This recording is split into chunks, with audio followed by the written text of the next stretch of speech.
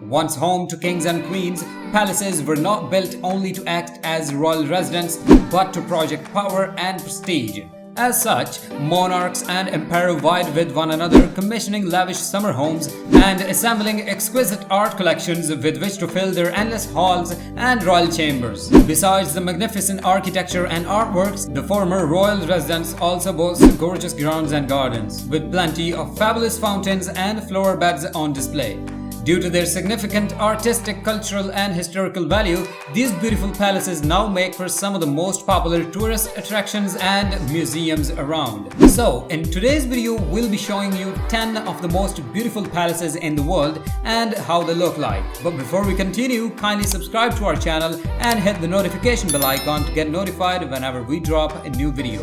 Now let's roll in.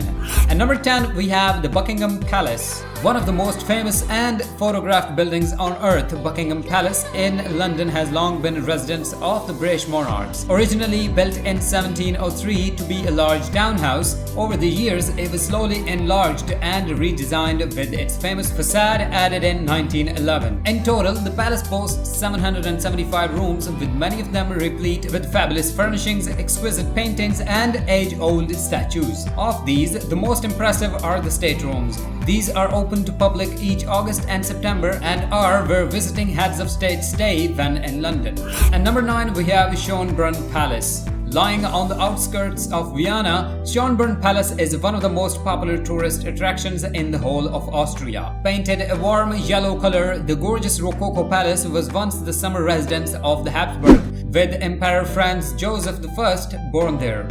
While only 40 of its 1,441 rooms are open to public, these are extravagantly decorated with beautiful ballrooms on show alongside resplendent and refined artworks, tapestries and sculptures. Its endless gardens are just as delightful to explore. A marvelous botanical garden and orangery can be found alongside the world's oldest zoo, which was once the imperial menagerie. At number 7, we have the Château de Chambord. Nestled away in Loire Valley, Château de Chambord is undoubtedly one of the pinnacles of French Renaissance architecture. Commissioned by Francis I to be a hunting lodge, its elaborate and enchanting design proudly showcase the monarch's fabulous wealth and power. Although much of its fantastic furnishings were stripped and removed following the French Revolution, visitors can still enjoy wandering around its elegant halls and chambers. All in all, the chateau's turrets and towers make for a spectacular sight, particularly when contrasted with the lush lawns and reflective moat that lie around it. At number 6, we have the HAWA Mahal. Formed for its elaborate and facade, HAWA Mahal delightfully translates to the Palace of Winds in English. Completed in 1799, its pretty pillars, attractive arcs and dignified domes are mostly fashioned out of the wonderful red and pink sandstone that Jaipur is so renowned for. While the palace has some lovely buildings and country yards for visitors to explore, as well as a fantastic archaeological museum, it is its honeycomb-like exterior that attracts the most attention. Set over 5 floors, the beautiful bays with their colored glass windows and intricate lattice work look incredible and are the highlight of any visit to the palace. At number 5, we have Topkapi Palace. Set in a beautiful spot on the banks of Bosphorus, it is from Topkapi Palace that the Sultans used to rule over the Ottoman Empire. Built in 1459 at the command of Mehmed the Conqueror, the palace boasts plenty of ornamented and ostentatious rooms which feature some wonderful Islamic art and architecture. Besides its breathtaking halls and courtyards, there are also the glittering gems and jewels of the imperial treasury for the visitors to check out, as well as the endless and extravagant apartments of the imperial harem. Now a magnificent museum, Topkapi Palace is one of the Istanbul's most popular tourist attractions. At number 4, we have the Palace of Versailles. Although Versailles started out as a simple hunting lodge, it was turned into one of the greatest and grandest palaces ever seen under Louis XIV. The Sun King embellished and enlarged it before eventually turning it into a royal residence and the seat of his government. Although many of its precious artworks and treasure were removed and placed in the Loire following the French Revolution, extensive renovations and restorations have seen the palace returned to its former glory.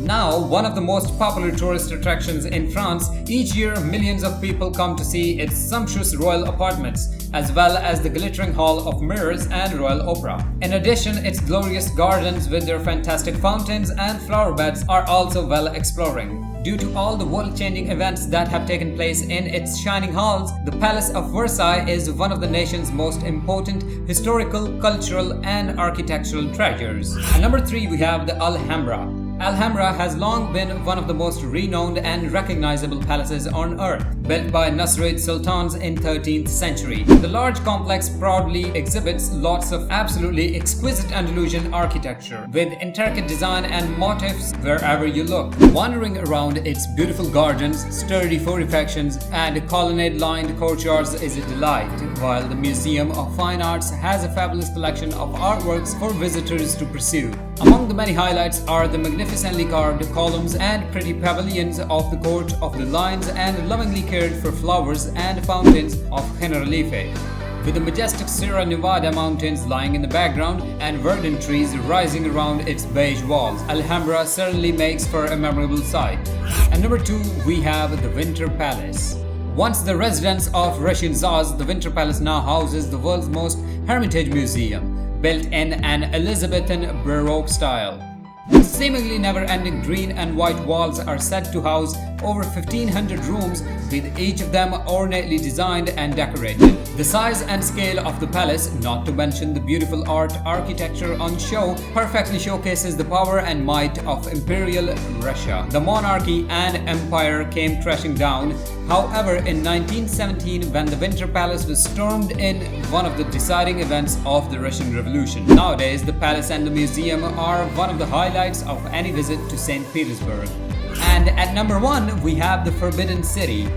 Ever since it was built in 1406, the Forbidden City has dominated and defined the center of Beijing as well as China itself. The imperial home of emperors from both the Ming and Qing dynasties, it was from here that they ruled over the extensive empire. Set over a considerable area protected by a high wall and wide moat, the palace complex encompasses some 980 different buildings. These showcase lots of incredible Chinese palatial architecture, with the Hall of Supreme Harmony and Palace of Heavenly Purity just two of its must-see sites. Since the abdication of the last emperor in 1925, the Forbidden City has been looked after by the Palace Museum, which has an astounding array of artworks and artifacts for visitors to enjoy. The culmination of over 2,000 years of Chinese and East Asian art and architecture, the Forbidden City is one of the most important and impressive sites in not only Beijing but China.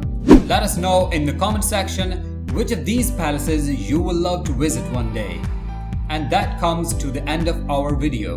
I hope you enjoyed it. Kindly like the video and share it with your loved ones. Thank you.